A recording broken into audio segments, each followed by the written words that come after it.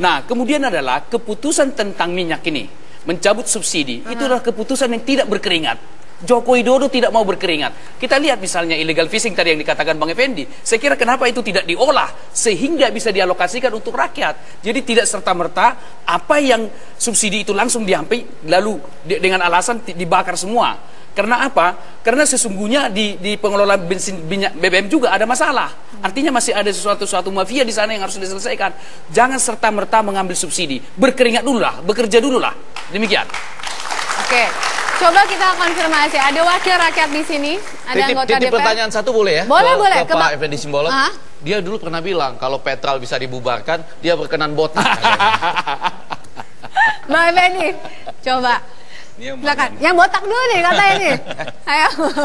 Ya, mengenai pertanyaan dari saudara kembar saya, ya memang kalau betul-betul ada tekad untuk membubarkan Petral, bubar secara yuridis dan secara formal ya, secara faktual juga, saya akan botak. Jadi janjinya tetap sama ya? Janjinya tetap sama. Karena itu kan semangat kita memberantas mafia, memberantas high cost ekonomi di sektor migas kita. Kenapa tidak? Saya akan dengan bersyukur bahwa dengan upaya yang dilakukan Pak Jokowi mampu memberantas mafia itu, saya akan botak. Nah, tapi sekarang kan belum, masih ada masa 1 tahun sejak dibukukan Petral ini kan masih ada masa peralihan.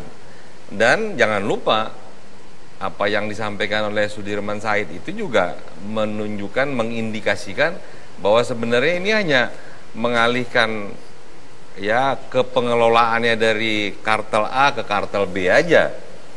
Ya kita ingat dulu sebelum Karen berkuasa di Pertamina yang notabene sangat akrab dengan orang-orang yang ada di Petral, itu yang berkuasa dulu Ari Sumarno. Nah sekarang kan setelah Karen 6-7 tahun berkuasa lengser, sekarang muncul lagi pemain lama, Ari Sumarno lagi. Ada Rini Sumarno, jadi nanti dulu. Dan Sudirman Said juga dulu kan corporate secretary di ISC yang dulu notabene anteknya dari Ari Sumarno. Jadi ini sebenarnya biar saja Sudirman Said menyampaikan tuduhannya kepada pemimpin kita yang lalu, biar aja ini menjadi pintu terbuka untuk menguak ya siapa sebenarnya yang menghalang-halangi pemberantasan mafia migas yang beromset triliunan. Itu suara Bang Effendi Simbolon. Tapi kalau melihat suara dari mahasiswa, Bang, dengan sejumlah poinnya yang disuarakan kepada Presiden, momennya Hari Kebangkitan Nasional, tadi poinnya kita ada dari sejumlah aspek ya, hukum ada, ekonomi ada. Bang Effendi melihatnya seperti apa? Saya begini ya, saya jujur saya sebenarnya menyayangkan kalau di awal-awal pemerintahan yang sebenarnya sangat punya harapan ya, kita akan ada perubahan yang mendasar ya, kemudian harus dihadapkan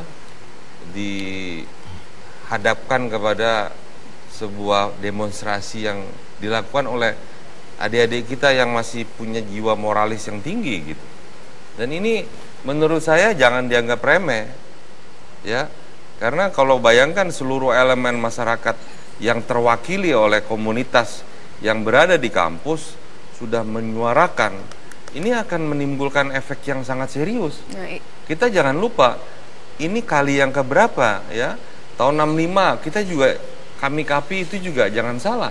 Kemudian reformasi yang 98 kita masih ingat. Ya ini gerakan yang sudah bermuara ke gerakan moral yang bisa berdampak kepada hal yang sangat serius. Artinya ini bisa jadi unjuk rasa hari ini akan terjadi lebih besar begitu, Bang Effendi melihatnya? Karena begini, saya sejak awal Pak Jokowi dan Pak JK sudah menyampaikan suara-suara yang disampaikan oleh adik-adik ini untuk jangan melanggar konstitusi, jangan bias dari undang-undang, jangan berpikiran bahwa menjalankan roda pemerintahan itu sak maunya gitu. Karena sebagai presiden punya kewenangan yang terbatas juga. Dia bukan raja yang bisa melakukan sabda raja yang bisa kemudian serta-merta diikuti oleh rakyatnya. Tidak bisa. Ada aturan mainnya. Nah, fokus adik-adik sekarang di soal ekonomi ini sebenarnya sangat-sangat serius. Karena dampak dari kebijakan yang melanggar konstitusi, melanggar undang-undang migas, di mana menyerahkan BBM bersubsidi yang termasuk kategori komoditas strategis ke mekanisme pasar, itu pelanggaran. Apapun reasonnya bahwa itu pengalihan subsidi ke sektor produktif, itu tidak bisa kemudian menjustifikasi pembenaran terhadap kebijakan Anda. Tidak boleh. Kemudian misalnya pemerintahan Jokowi JK memberikan izin ekspor konsentrat kepada Newmont dan Freeport yang melanggar undang-undang minerba juga tidak boleh. Tidak ada excuse.